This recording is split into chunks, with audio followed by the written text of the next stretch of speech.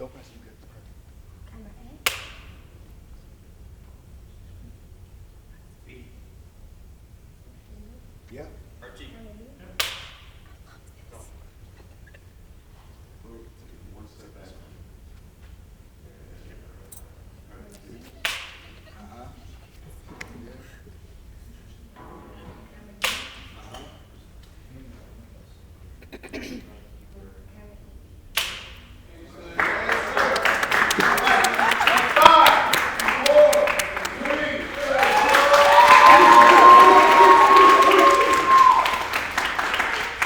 Hey y'all, and welcome to Paths for Us Season 2. We are so excited to be here. I am your host, Jael Benjamin, and this is our lovely special guest, Shay Franklin. Y'all give a round of applause.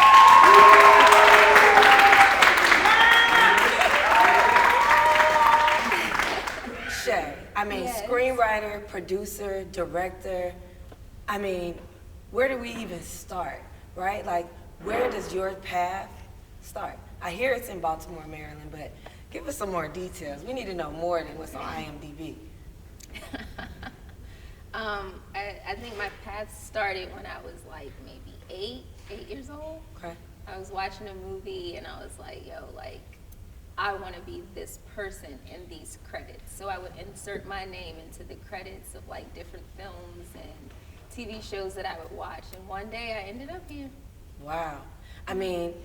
And I'm also curious, right? For the high school student that is watching this interview, if they have no connections, no relationships, how do we go from an idea to greenlit? If you're a high school student and you have no connections and no idea how to get here, you get a group of your friends together Okay. that have the same interests as you, the same goals as you, and you find maybe like an adult that can support you, and you go and you create some sort of content, whether it's YouTube content, TikTok, you can shoot a short film on your cell phone. It's just about getting up and actually doing the thing you want to do without thinking about how you're going to get there. Just do it, because as you do that and you continue to do it consistently, Yeah. it'll get you there. Yeah. And now you sit in front of us today as a development executive. Yeah. Can you explain to us what that is, and then also how your path, like what were some of those pivotal moments on your path to that role? So a development executive is the support to an entire team at a production company. So there's the producer, there's the executive producers, there's the creative executive. Okay. But for my role, I receive content, so whether it's a script, an idea, a one-pager, which is like a synopsis, I'll take that with the creative and we'll develop their story from inception to completion. So it's making sure they have their A, B, and C story on paper. Sometimes we do pitch decks. Okay. Sometimes we help them with their writing and rewriting a draft of a film, a feature film, giving them notes, making sure it's ready to take out, and then after that we go to agencies. Some of those agencies are like CAA, William Morris, which is WME, UTA, and a whole bunch of other boutique agencies that represent directors and talent, and we pair that talent or a director to that project, and then we take it out to places like studios like Sony, Warner Brothers, there's other studios like Macro, and we kind of, which by the way is one of the best black studios in Hollywood. Yes. We take that content to places like that and we try to sell it to them. They pair that with the budget, we get financing behind it, and then we go and make it. That sounds like a whole behind the scenes process. Like I had no idea that is what happens. Mm-hmm. So if a student was to write a film and they send it, would they like look through the credits, find the development executive and like just try to find your email and send it directly to that person? Or is there more of a process? Because I think you mentioned representation. There's a process. So how do you get that representation as a writer? As a student, whether you're a writer, you want to be a producer, a director, any sort of creative in this industry, my suggestion would be research a lot of the film festivals. Okay. Do some sort of like intensive at a film festival. Like Sundance has a writing lab for children coming out of high school, going into college, or even college-age students. There's TIFF, there's cons, there's so many different, and they all have a diversity and inclusion part where they're looking for children and people of color to bring their content to the table. Okay. They help you develop that content, and then you get to showcase it for people like us to then come in and support you, whether it's putting financing behind it, whether it's getting it in front of studios. A lot of the times you'll find that those studios will be there to buy content and acquisition. Yeah. And acquisition is just them acquiring what you already have and cutting you a check, obviously. Okay, we need the funds. So what brings you from Baltimore all the way to LA? My love for storytelling. My love for storytelling. I think I kind of I worked hard and then got lucky. Okay. I met a really amazing producer on his film set, or he hired me to be his assistant. And I assisted him on his film. And by the end of the film, I was like, yeah, I want to come to LA and work with you. And he was like, okay. See, it's power in building those relationships, right? It wasn't the role that you're in today, but you did that, internship moment to really like learn from somebody you trusted and built upon that relationship, and that brings you to LA. Yes. Okay, so I have a question. When did you know in your path that it was time to pivot? Like it was time for you to leave LA? Like was it a particular rap when you were like rapping behind set, or was there a moment that you were like, yeah, I need to get up and move? There were a lot of moments, but that moment was when I realized we made a really amazing film with some really amazing people, and the team that was behind that. I loved the way that they handled things, and I realized they were leaving, and I was like, yeah, I want to go. Like you can't just like leave me here. So, like, put me in your suitcase. And I think I told the producer, I was like, put me in your suitcase and take me with you, because I'm not staying here. Yeah. But I think it's confidence and working really hard. So even though I was working with that person for less than 6 months, it was literally about how hard did I work? How much did I impress that person? Did I take care of that person as their assistant? It's all about service. So no matter what role you're in, even as a younger kid, like coming out of high school, when you raise your hand and say, I want to do this, or I want to work with this individual, you got to put in a lot of work. Like it's hard work, sleepless nights. But at the end of that journey, you get to where you want to be. Yeah. And I mean, now you're right in front of us. Isn't that amazing, y'all? And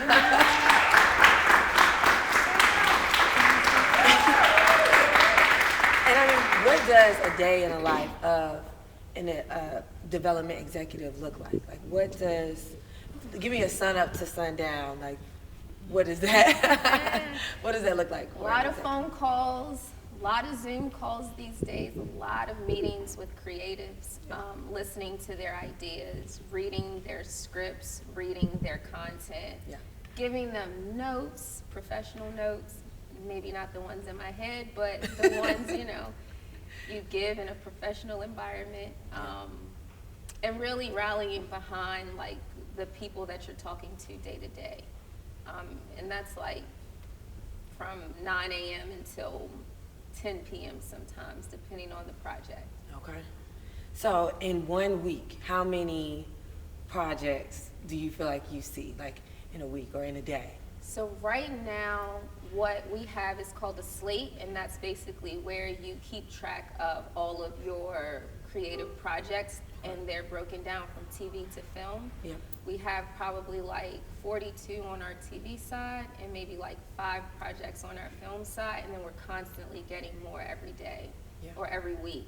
So it's just, reading through that content, managing like where are we at with each project. So it's kind of like being a project manager as well. Got you. So it's important to have those business skills, time management skills as you're in this role as well. Yes. So little birdie might have told me that you're also running your own Franklin Media Group. Oh, yeah. How did that start? Um, just my need to want to see more women and people of color behind the camera. Yeah. And roles that we don't necessarily get a chance to take part in. Just working on different shows as a production assistant, I noticed that the world was behind the camera was dominated by white men, and not even a lot of white women, just white men. And I was like, yeah, no, we got to change that. And so my goal with my company is to put more people of color in those positions to be on these different film sets or even smaller productions, so they can get in the union and we can make those changes little by little behind the scenes. Yeah, and it's almost like you've seen each pivotal point in the path. I mean, from a writer to a producer to a director. So as a writer, can you tell me about your first submission to to an executive, to a production group, and tell me about that experience. Like, what were some of the things you learned, or? So my first submission was to myself. Yeah. I utilized the space that I'm in to try to create my own journey into the writing world. Okay. Submitted it to Sony, which is a studio, and then we kind of paired with the showrunner, and then we took it out and pitched it to different networks. What's the showrunner?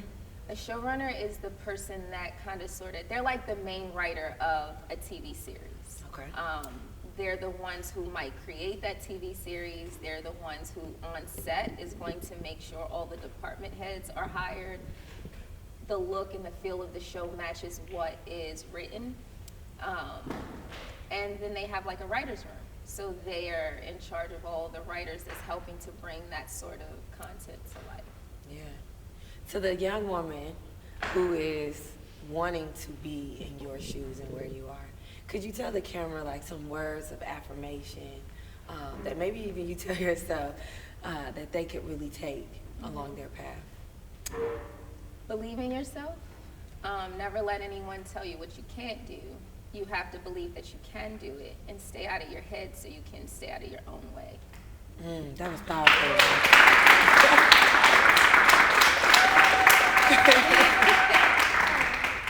And to stay out of your way and the kids' ways, we want to open up some questions to the audience. So based on all like the content that you've viewed and critiqued, what elements do you think that they like contain that made them so like powerful, like stand out to you? The messaging, so making sure when you're creating your content, for me, and I think the team that I work with, it's about what's the underlying message and what type of impact is it going to have on the audience, right? So even if it's an action film and it's about a bunch of people who robbed a bank, like what was their purpose in robbing that bank, and what sort of like call to action can we make in our content while we're telling that story?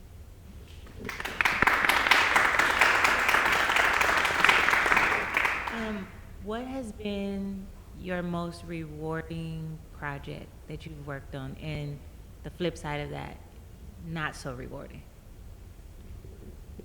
I think my most rewarding project that I worked on recently was an ad for Sephora. It was about love and the beauty of love, and like how love looks for different people, specifically women of color.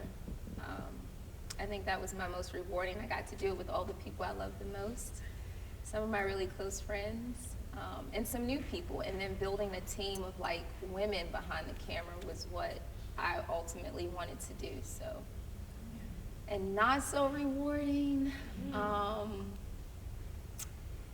I'll say just some of the lessons that I learned in previous projects was maintaining my composure, leading by example. I learned a lot of lessons in certain productions where I might not have been leading by example, so I was able to go back and reflect so that I could be better the next time.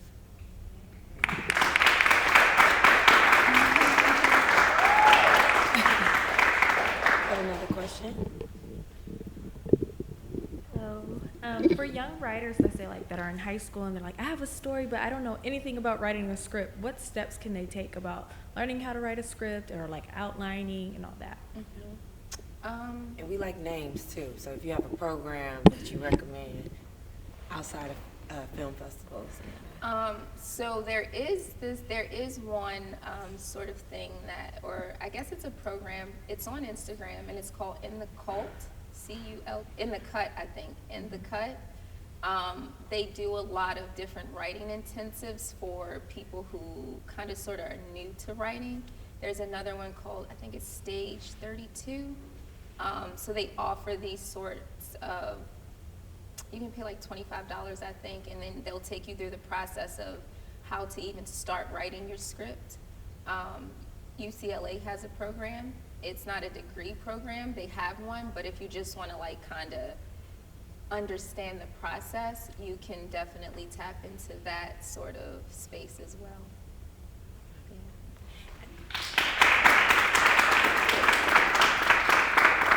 And I'm thankful that you mentioned like specific programs, because I wonder, given that the field is dominated not by Black women or women of color, Latinx, and groups like that, I wonder when we make our submissions, if the stories are valued or seen as complete, if the reviewer can't relate to the material. Have you ran into any kind of roadblocks like that, where it really was a good story? It was a good story and it had a great message, but you struggled in trying to communicate that to the submitter or the person receiving it? So I think there's a lot of changes that's happening in the industry right now, and we owe it to people like Issa Rae and Ava DuVernay and Melina Matsuka and Lena Waithe and Taraji Gabrielle. You know, a whole lot of these women of color are creating these spaces where they're changing the narrative for us when we go to pitch our content. I think making sure your stories are very authentic is the key. I do know that there are times and spaces where people may say, I don't understand your characters, or I don't understand like the storyline. So making it very clear and concise so that you're taking those questions away and you're painting a picture that's not just relatable to people that look like you, but that's understandable to people who don't look like you, right? Got you. So if we're using a lot of slang and jargon and what we all understand as a culture, and you're pitching all these old white men, they're not gonna understand that. So you have to paint the picture for them to understand that. And once they buy it and you go into your room, then you change it. Yep. You know what I'm Once they saying? buy it. These are the tips y'all need And to know. people might be like, oh, that's selling out. No, it's not. It's like, get yourself in that door, get yourself in that position, put yourself in that seat. And that's what all of these other people who came before us did. And once they got into that space, they decided, yeah, I'm gonna go ahead and do what I wanna do now. Yep. Which is why you see things like Queen and Slim and, you know, Beauty, because I love that movie. So I have a question. What, outside of work, right? What do you do for fun? What does fun look like for you? Or is your work fun for you? And I so- love what I do. Yeah. I don't think if there was anything else in this world to do, I don't know what it would be. Yeah. But when I'm not working, I'm at the beach at a bonfire, hanging out with some friends. I do a lot of spiritual work when I'm not working, so I'm usually on a road trip, sitting with elders, talking about like life beyond this surface level stuff that we kind of deal with on a day-to-day basis, and how we can go back and impact and help our community. Yeah. Yes.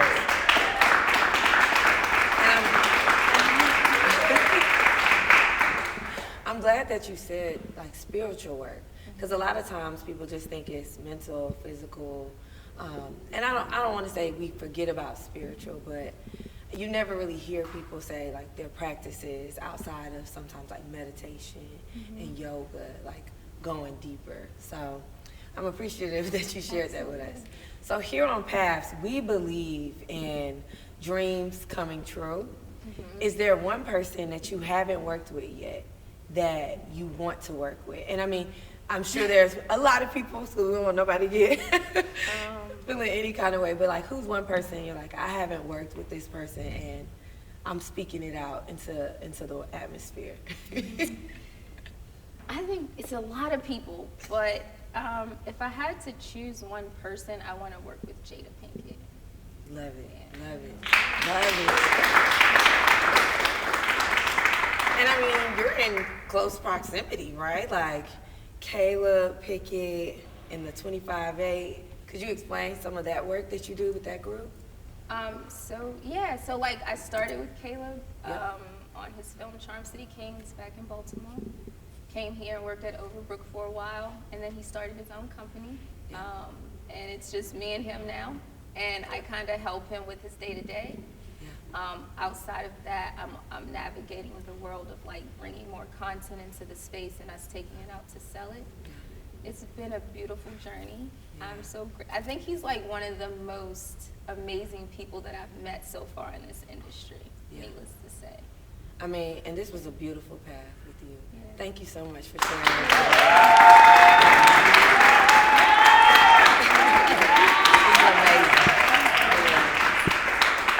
And y'all, although this is the end of this path on set, it is not the end of the path for you.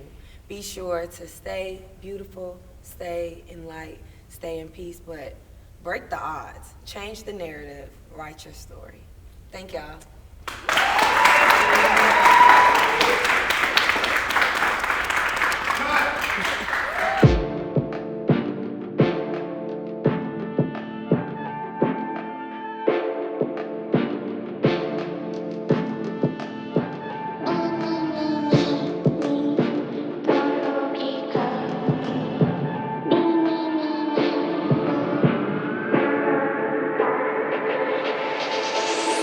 Aphrodite, then discuss, her rapper messy colors. Na na na na na na na na.